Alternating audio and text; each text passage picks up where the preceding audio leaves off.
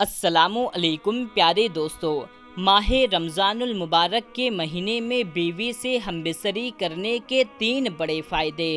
یہ فائدے بتانے سے پہلے آپ کو یہ بات بالکل واضح طور پر بتا دینا چاہتے ہیں کہ ہمارے معاشرے کے اندر یہ سوال ذہن میں ہمیشہ رہتا ہے، کیا رمضان شریف کے مہینے میں بیوی سے ہمبستری کرنا کیسا ہے؟ کچھ کے خیال میں یہ ہے کہ ایسا کرنا حرام ہے، کچھ کے خیال میں یہ ہے کہ یہ گناہ کا کام ہے، اور کچھ کہتے ہیں ایسا کرنا غلط ہے۔ لیکن میں آپ کو حدیث پاک کی روشنی میں بتا دوں کہ ایسا کرنا جائز ہے، یعنی کہ رمضان کے مہینے میں بیوی سے ہمبستری کرنا جائز ہے، اور منع اس شرط پر ہے کہ آپ روزے کی حالت میں ہوں، اور روزے کی حالت میں بیوی سے ہمبستری نہ کریں۔ اللہ کے پیارے نبی صلی اللہ تعالیٰ علیہ وسلم نے فرمایا کہ روزے کی حالت میں اپنی بیویوں سے جماع نہ کرو، اگر کیا تو روزہ ٹوٹ جائے گا اور اسے سخت گناہ بھی ہوگا۔ جس طرح سے کھانے پینے سے روکا جاتا ہے، اسی طرح سے بیویوں کی خواہشات سے بھی پرہیز کیا جائے تو یہ منع ہے۔ لیکن رات کے وقت، رات کے حصے میں بیوی سے ملاقات کر سکتے ہیں، اور اگر دن میں کسی مجبوری کی وجہ سے روزہ نہ رکھ سکیں تو دن کے حصے میں بھی بیوی سے جماع کر سکتے ہیں۔ لیکن یاد رہے، آپ روزے سے ہیں اور روزے کی حالت میں ایسا بالکل بھی نہ کریں۔ اب آپ کو بتاتے ہیں کہ رمضان کے مہینے میں بیوی سے ہمبستری کرنے کے 3 بڑے فائدے۔ نمبر 1، اولاد نیک پیدا ہوتی ہے، کیونکہ رمضان شریف کے مہینے میں اللہ تبارک و تعالیٰ اپنی خاص رحمت اور برکت نازل فرماتا ہے، اور اس مہینے میں لوگ عبادت کرتے ہیں، نماز روزہ اور اللہ کی عبادت میں مشغول رہتے ہیں۔ اس کی وجہ سے قلب روشن ہوتا ہے، قلب میں ایک نئی تازگی، ایمان کی ایک نئی حرارت پیدا ہوتی ہے۔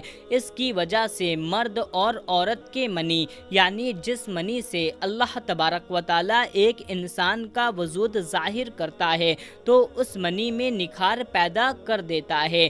دیکھیے، اللہ والے اور اللہ کے ولی جن کی اولاد بھی نیک ہوا کرتی ہے، تو اس کی وجہ صرف اور صرف یہ ہوتی ہے کہ یہ عبادت کرتے ہیں، جس کی وجہ سے ان کا قلب تو روشن ہوتا ہی ہے، ان کا ایمان بھی ایک دم نورانی ہوتا ہے۔ اس کے علاوہ اللہ تبارک و تعالیٰ اس کے منی کو بھی نکھار دیتا ہے، جس کے ذریعے سے ان کی ہونے والی اولاد نیک پیدا ہوتی ہے۔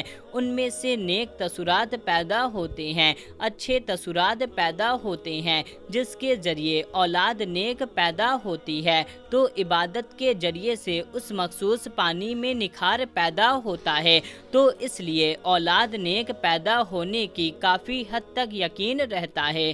نمبر 2، یعنی دوسرا بڑا فائدہ کہ رمضان کے مہینے میں بیوی سے ہمبستری کرنے سے، یعنی کہ جماع کرنے سے شیطان کے تاثرات سے میاں بیوی محفوظ رہتے ہیں۔ اس کا خلاصہ یہ ہے کہ ماہ رمضان کے علاوہ اور دنوں میں شیطان بیوی کے کمرے میں داخل ہو جاتا ہے، جہاں میاں بیوی اپنی خواہشات کو پورا کر رہے ہوتے ہیں، وہاں وہ داخل ہو جاتا ہے اور اپنے تاثرات بیوی کے شکم میں، یعنی کہ پیٹ میں داخل کر دیتا ہے، اور اپنی شرارت کرتا رہتا ہے، جس کی وجہ سے شیطانی شرارت والی اولاد پیدا ہوتی ہے۔ اب آپ سوچ رہے ہوں گے کہ ایسا کیسے ہو سکتا ہے، تو ہم آپ کو بتا دیں کہ اللہ کے محبوب اور ہمارے پیارے نبی صلی اللہ تعالیٰ علیہ وسلم نے ارشاد فرمایا کہ شیطان تمہارا کھلا دشمن ہے۔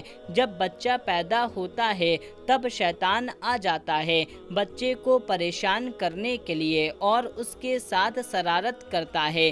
بچہ کافی پریشان رہتا ہے، تو اس لیے بچے کی پیدائش پر اذان پڑھنی چاہیے تاکہ بچے کو راحت مل سکے اور شیطان بھاگ جائے۔ اللہ کے نبی صلی اللہ تعالیٰ علیہ وسلم نے ارشاد فرمایا کہ اذان پڑھنے سے شیطان کافی حد تک، کافی میل دور بھاگ جاتا ہے، اس لیے अजान में देरी ना की जाए, बल्कि बच्चे की जैसे ही पैदाइश हो उसी वक्त अजान पढ़ दिया करें। अल्लाह के नबी सल्लल्लाहु ताला अलैहि वसल्लम ने इरशाद फरमाया, जब मौत का वक्त करीब आ जाता है तब भी शैतान अपनी शरारत से बाज नहीं आता, वहाँ पर भी आ जाता है, तब भी उसको परेशान करता है ताकि उसकी जुबान से कुछ ना कुछ निकाल सके और कलमा तैयब जुबान से ना निकल सके। इसलिए वहाँ पर जो लोग मौजूद होते हैं वो कलमा शरीफ जोर जोर से पढ़ते हैं ताकि मरने वाले को कलमा याद आ जाए और वो सुन करके कलमा पढ़ ले। और जब इंतकाल हो जाता है तब भी वो शैतान पीछा नहीं छोड़ता, कब्र के अंदर भी आ जाता है, जिसको बहकाने के लिए, परेशान करने के लिए शरारतें करता है ताकि ये सवालों के ठीक ठीक जवाब ना दे सके। अल्लाह के रसूल सल्लल्लाहु ताला अलैहि वसल्लम ने इरशाद फरमाया कि अजान की आवाज़ सुन करके शैतान मीलों दूर भाग जाता है, जिसकी वजह से कब्र में अजान पढ़ी जाती है और मुर्दे को काफ़ी राहत मिलती है। इसी तरह से जब मियाँ बीवी मुलाकात करते हैं यानी कि खुसूसी मुलाकात करते हैं तो उस दौरान भी शैतान अपनी शरारत से बाज नहीं आता और वो वहाँ पर आ जाता है और परेशान करता है और अपने तसुरात दाखिल करने की पूरी कोशिश करता है। इससे बचने के लिए अल्लाह के रसूल सल्लल्लाहु ताला अलैहि वसल्लम ने दुआ बताई है कि मियाँ बीवी जब सोहबत करने के वक्त इस दुआ को पढ़ लिया करें तो शैतान उनको कुछ नहीं बिगाड़ पाएगा। तो दोस्तों दुआ क्या है, आइए हम आपको बताते हैं। बिस्मिल्लाहि अल्लाहुम्मा जन्नी बिनश शैतान व जन्नी बिश शैतान मा रज़क़तना। और इसका तर्जुमा कुछ इस तरह से है, शुरू करता हूँ अल्लाह के नाम से, ए अल्लाह तू हमें शैतान से महफूज रख और शैतान को इस चीज़ से दूर रख जो तू हमें अता करने वाला है, यानी औलाद। और इस बात का खुलासा ये है कि शैतान रमज़ानुल मुबारक के अलावा और बाकी महीनों में मियाँ बीवी के दरमियान हाइल हो जाता है और उनके दरमियान असरात छोड़ने की कोशिश करता है। इससे बचने के लिए हर इंसान को ये दुआ ज़रूर पढ़नी चाहिए और रमज़ान के महीने में हमबिस्तरी करने से नेक औलाद पैदा होने की उम्मीद बढ़ जाती है, क्योंकि अल्लाह के प्यारे नबी सल्लल्लाहु ताला अलैहि वसल्लम ने फरमाया कि रमज़ान के महीने में शैतान को जंजीरों से अल्लाह तबारक व ताला जकड़ देता है। नंबर 3 ये है कि रमज़ान मुबारक के महीने में जिमा करने से 70 गुना ज़्यादा सवाब अता किया जाता है, क्योंकि अल्लाह के नबी सल्लल्लाहु ताला अलैहि वसल्लम ने इरशाद फरमाया कि रमज़ान के महीने में जब कोई नेकी की जाए या बुराई की जाए दोनों का बदला 70 गुना बढ़ा दिया जाता है और जिमा करना सवाब का काम है। यानी कि अल्लाह के नबी सल्लल्लाहु ताला अलैहि वसल्लम ने इरशाद फरमाया कि सवाब दिया जाता है।